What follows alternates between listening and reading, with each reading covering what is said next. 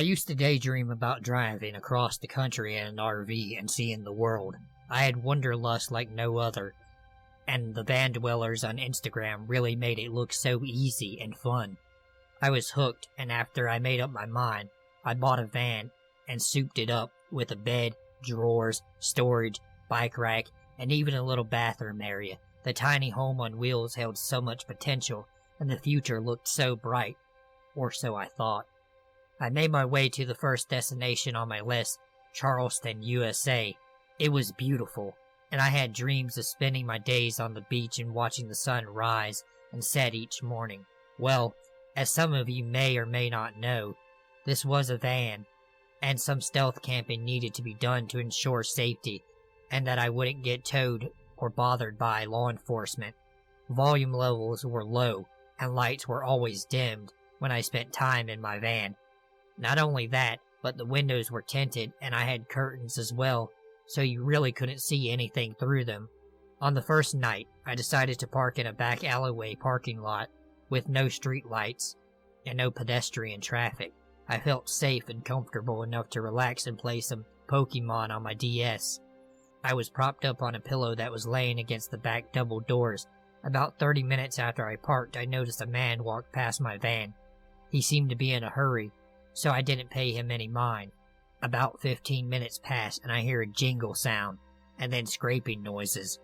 I turn around and there he is, the same man trying to break into my van as I'm sitting in it. Our faces are only inches apart through the glass. He doesn't see me. In this moment, I kinda reacted as if you would if a dog does something and you want to get its attention and make it stop. And I made a weird sound. Well, that got his attention, and he looks up and squints at me. I say, "Get the fuck out." He goes, "Oh shit," and runs off. Looking back, it was kinda funny, as I know he probably didn't mean any harm and probably shit his pants when he found out I had caught him. It was really the next night that made me realize that van living isn't all it's cracked up to be. I decided to park in a more crowded area the next night. Before hunkering down, I drove to a nearby grocery store to grab food. Little naive me thought, since this is a grocery store, I should be able to have my lights on, bright, and not be bothered. I turn the lights up and do some cleaning before bed, folding clothes, fluffing pillows, sweeping, etc.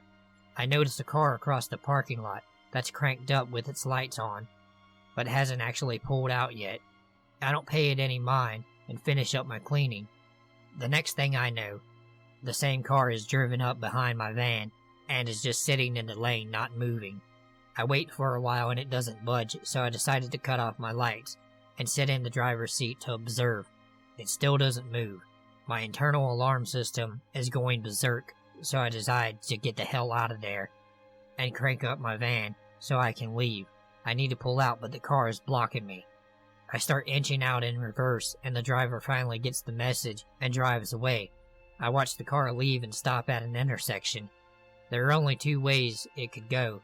I thought it could either go left, which exits the parking lot and means that the person isn't a threat, or it could go right, which circles back into the parking lot and means that this person probably is a threat. I wait and watch. For some reason, I don't see which direction the car turns. I chalk it up to getting confused and being paranoid. After a few minutes, I decide to leave. Remember when I said that there were only two ways the car could go? Well, I was wrong. There was another way it could go, and that direction is straight, and into another parking lot. When I arrive at the intersection, wouldn't you know it, it's the car from before, and it's parked, still cranked, with its lights on, facing the intersection. I'm sweating bullets, and book it over to where I planned on sleeping, hoping that I'm driving fast enough to lose this creep. My spot for the night was going to be a 24-hour gym. People walking across a lot at all hours of the night. It seemed like the perfect place to sleep, since the previous night I almost had a break-in while parked in a dark, empty area. I park and wait. I don't see anyone other than gym rats with duffel bags and water bottles in their hands. I let my guard down and start getting ready for bed. Just as I'm reaching into the front seat to grab my phone, I see this car and finally the driver of the car peering into my windshield of my van. And he does see me, as my front window is the only window that isn't tinted. We lock eyes. I freak the fuck out. He starts circling my van with his vehicle, so I pull out and find a parking spot right next to the front door of the gym, where he can't circle me anymore. Well, bucko, he doesn't give up. He just parks across from me, car still cranked, lights on, facing me. I understand that I'm in danger and decide to call someone I know that lives in Charleston. Thankfully, they let me stay with them for the night, so once I got the okay to head over, I drove out of the parking lot and drove as fast as I could to my friend's house. It was 30 minutes away, and I was driving so fast that I don't even know if or how long the guy was following me. Needless to say, hashtag van life is a lot more dangerous than the Instagram van dwellers would have you think. I felt duped and eventually got an apartment. I feel a lot safer, and even though I would still like to travel, I intend to stay at an RV park the next go around. As far as the stalker I encountered, how about let's not meet again, shall we?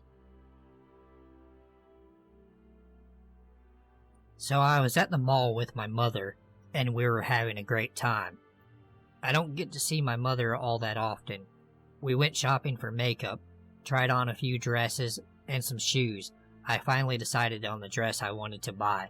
My mother had gone to the restroom for a few minutes, so I had to wait for her to come back so that I could tell her about the dress that I wanted, since she would be the one paying for it.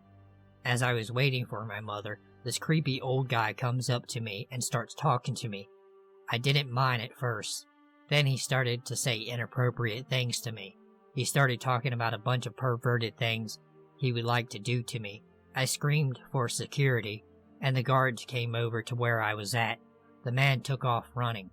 The guards asked me if I was okay, and I gave them a description of the creepy old fucker.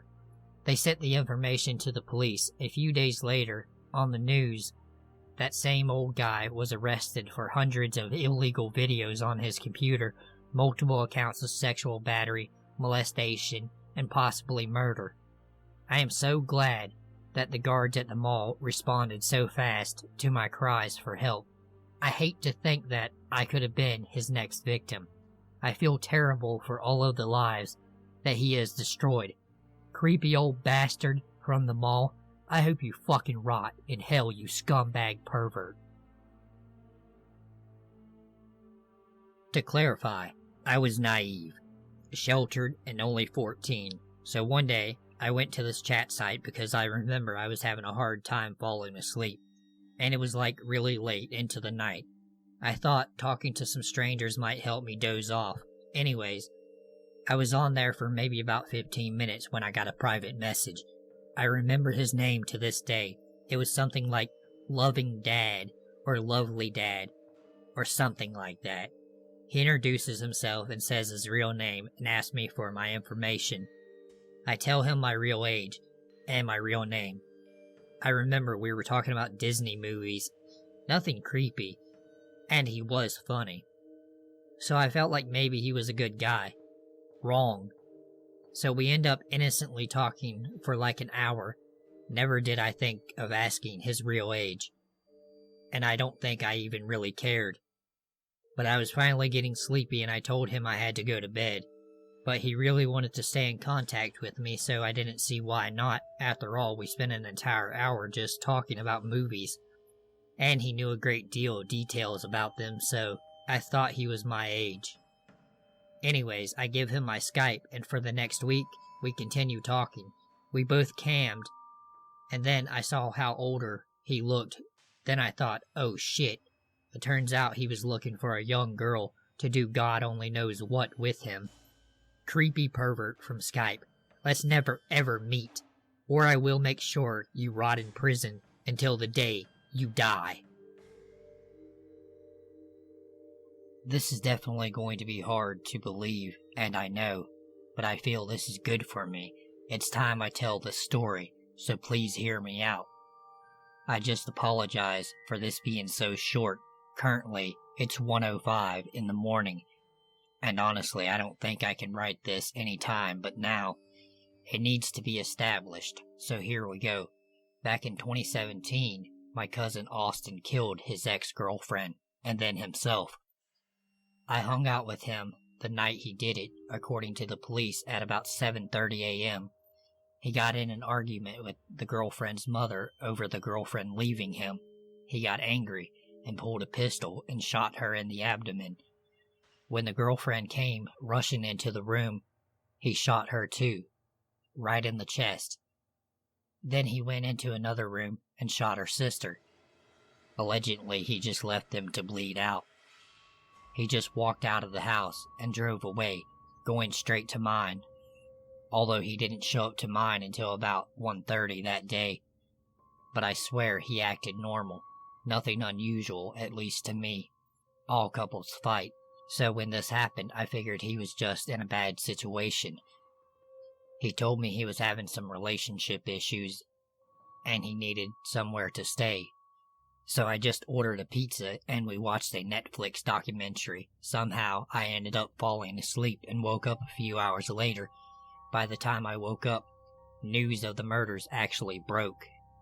Austin's picture was on the TV screen, and he was long gone. Immediately, I called the police and informed them the boyfriend of the victim stayed at my house, and before I knew it, a state trooper was outside my door. Without hesitation, I let him in, and we discussed everything. Whether it was the color of his shirt, or if he had sweat from his brow. But that's when he got the transmission over the radio, "Suspect's been found." They found him on a dirt road about 3 miles from the murder house, dead in his car. He shot himself in the head.